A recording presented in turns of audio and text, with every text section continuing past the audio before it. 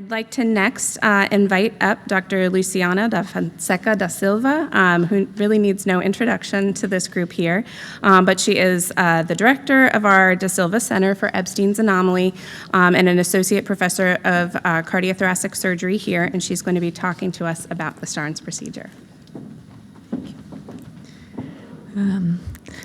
Good morning, everyone. First, I would like to thank our invited speakers, Dr. Shi Zhong Yu and Dr. Konstantinov, for their collaboration on our symposium. We enjoyed very much Dr. Jun's presentation. It was really, really nice. Thank you so much. And we are thrilled to hear from Dr. Konstantinov too. And thank you all the speakers that accept the invitation. Thank you to our team, especially Erin Colvin and core workers, for the great care and attention provided to the families and to the cardiologists. Thank you, Kate Scollon, Drew, and James, for the impeccable organization. Thank you so much. Also, I would like to thank the extraordinary group of specialists who twice a month take the time to review the data and give advice to our patients, referrals, and second opinions. You are wonderful. And thank you to all the people that contribute to the care of those patients here at the Da Silva Center for Ebstein's Anomaly, which this year is celebrating its 10th anniversary. Thank you, Victor Morel, Dr. Kreutzer, Dr. José Pedro da Silva. That's a gifted person, and my husband and father of my son. Thank you so much.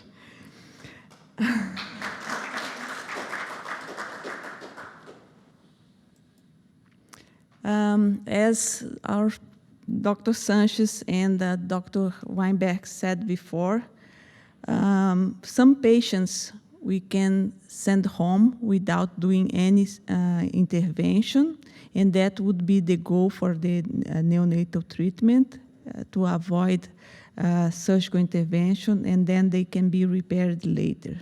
But those with inadequate flow, like with pulmonary atresia or circular shunt, they will require intervention. And let's remind ourselves who are the patients submit to the Starnes procedure. In general, those very sick with an enlarged heart, many with pulmonary atresia or in low cardiac output, like those with circular shunt and the LV compressed by the right ventricle.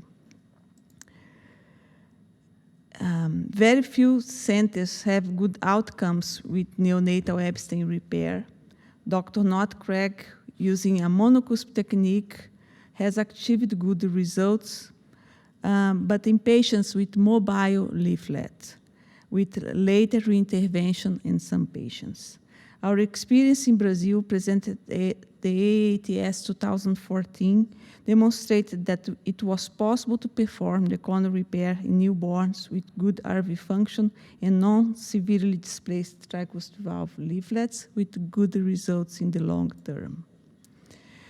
But for those critically ill patients, the Starnes procedure is an effective surgical palliation that can be performed even in centers without expertise in Ebstein's repair. This is an example of a severely enlarged heart and severe TR, with the left ventricle being compressed by the right ventricle. After the Starnes, the LV assumes a globular shape and better function, and the heart became smaller. All effects of the patch covering the tricuspid valve, reducing the diastolic pressure in the right ventricle. Until recently, after this palliation, patients would follow a single ventricle pathway due to the progressive involution of the right ventricle. In 2019, we demonstrated that the leaflet tissue remained functional after the Starnes by performing and publishing the 2 cases of tricuspid valve coronary repair after the Starnes procedure. In patients with pulmonary atresia, the pulmonary valve was also repaired. Then, in 2024, at the Neonatal Epstein Expert Consensus, in a group that José Pedro and I contributed to, there was an agreement that biventricular repair should be considered in almost all patients after the stents. Now, we have 25 patients with Epstein's anomaly that we were able to repair the tricuspid valve using the cone after stents in all of them. We can say after this experience that the right ventricular size is not the only conundrum. Some improvement can be achieved by paying attention to certain details during the stents and in the interstage period. So, what can be better done? Avoiding heart block is an important topic. During the stents procedure, placing the patch at a higher level in the todaron tendon and using superficial bites at the AV node area can prevent this complication. We had one case with heart block after stents, and the patient is doing well after that came from other center on heart block already, but is doing well in the long term after the cone repair. Also, keeping the coronary sinus draining into the right atrium instead of the right ventricle is important for maintaining adequate coronary perfusion in those patients. The pulmonary valve should be preserved to facilitate RV rehabilitation after stents, thereby improving long-term results. Only in case of pulmonary insufficiency do we need to close the main PA using a simple ligation above the pulmonary valve or an internal PTFE patch to keep the pulmonary valve leaflets intact.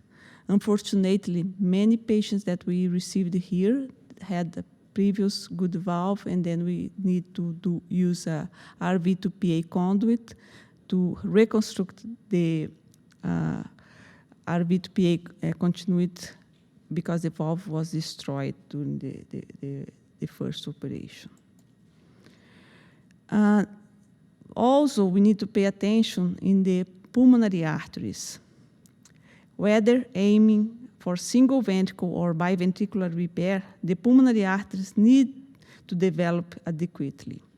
A central shunt rather than a BT shunt to the RPA appears to promote better pulmonary artery development in neonatal Epstein anomaly, but this remains to be proven.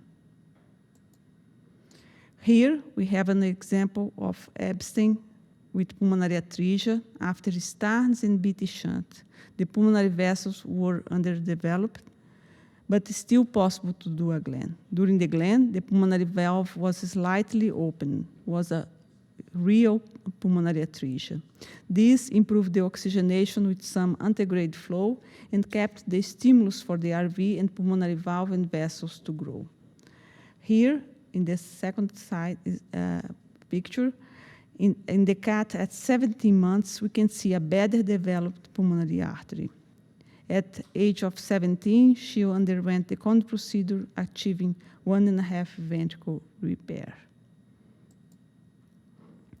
In some circumstances, we can perform the cone at 5 to 6 months, like in those patients with adequate pulmonary valve, functional pulmonary atresia, or even previous pulmonary insufficiency. Or in patients with anatomical pulmonary atresia that are inadequate for a Glenn or have a good valve, we can do the cone at achieving early biventricular repair. But those high-risk patients that are inadequate for Glenn can be considered to upsize the shunt and postpone the cone in some of them. And how we evaluate the patients before the cone. Details on the surgical report during the stents are important. So many of those patients are referred from outside hospitals. So we request those reports to understand what was done before. We had some patients in whom the patch was sutured in the tricuspid valve leaflets, so the dissection during the con was more difficult. We recommend using PTFE that does not cause significant adhesions and suture it in the todaral tendon, as I previously mentioned. Many patients that we operated on, referred from other centers, had the pulmonary valve sutured or removed during the stance, like I mentioned before. We also evaluate the leaflet tissue, the degree of valve rotation, the RV size and function, the pulmonary valve, the pulmonary arteries and veins, and associated comorbidities to decide if we need to do a Glenn or we can follow directly to the biventricular repair. The valvar tissue is sometimes muscularized and tends to shrink, leading to long-term stenosis. This boy, diagnosed with circular shunt, was immediately submitted to stance procedure after birth, and he was referred for a con repair after the Glenn. So we only had the fetal echocardiogram to evaluate leaflet tissue and rotation. We repaired his valve when he was 2 years old, and he's doing well almost 2 years after the con and is being followed by his local cardiologist. Here's an example of severely displaced valve in Ebstein's anomaly and pulmonary insufficiency. There is abundant tissue in the anterior leaflet. His right ventricle had adequate function in the neonatal echocardiogram.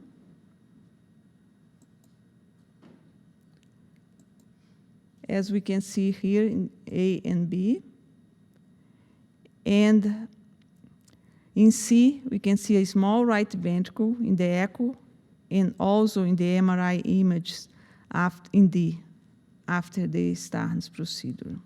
So we cannot rely only on those later images to make a decision about if the ventricle is still adequate for a ventricular repair. In this situation, a heart catheterization helps us to ensure the right ventricle is still an adequate pump cavity. In these images, we can better see the real right ventricle filled under pressure. The patient had a previous Glenn, and we repaired his valve at 2 years of age, and the RV to PA conduit was installed. He presented good tricuspid valve repair with mild RV dysfunction postoperatively. Another case with a small right ventricle in MRI, but adequate size and function in the CAT after the Starnes and Glenn. We also needed a PTFE valved graft to reconstruct the RV to PA connection. Among 25 con after Starnes, we had only one failure, a patient not a candidate for a Glenn due to pulmonary valve and right pulmonary artery stenosis that had RV failure after the con repair and went back to a central shunt, reopening the ASD. After the Starnes, the pulmonary valve repair and enlargement of right pulmonary artery, she had a good tricuspid valve repair result initially, as we can see in this movie.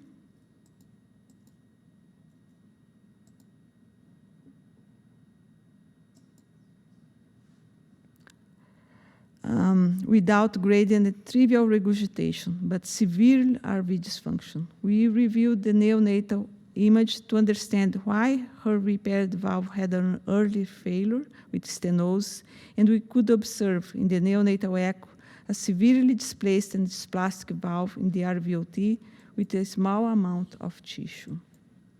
She also presented very small pulmonary arteries initially after the Starnes, which developed a late RPA stenosis and left pulmonary valve, making her unsuitable for a Glenn procedure.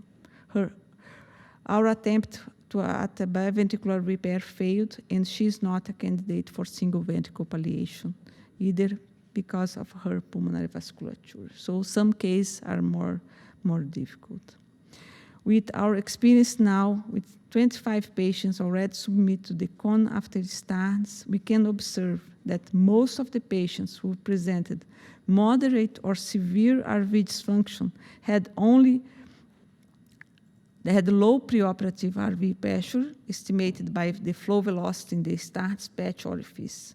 However, some patients with low preoperative estimated RV pressure presented good RV function in the post-op period. So a low gradient in the stents patch does not mean that the RV is unprepared to be re-recruited. We had no hospital mortality. 1 patient returned to a central shunt. 2 patients had a TV re-repaired later, and 1 late death that was related to a previous stroke in another institution during the stents in Glen, tracheostomy, and severe neurodamage. Dr. Belshedder from CICU team is now conducting an institutional review in neonatal Epstein management, and the results will be published soon. So, in summary, the staged approach combines the advantages of the stents procedure in stabilizing the critically ill neonate and the long-term advantage of biventricular physiology achieved through cone repair. Preserving the cardiac conduction system, the pulmonary vessels, and the tricuspid pulmonary valves is essential for favorable outcomes. Thank you again, Dr. Morel, Dr. Kreutzer, Dr. Medina, Erin Colvin, and José Pedro da Silva. And thank you to our team.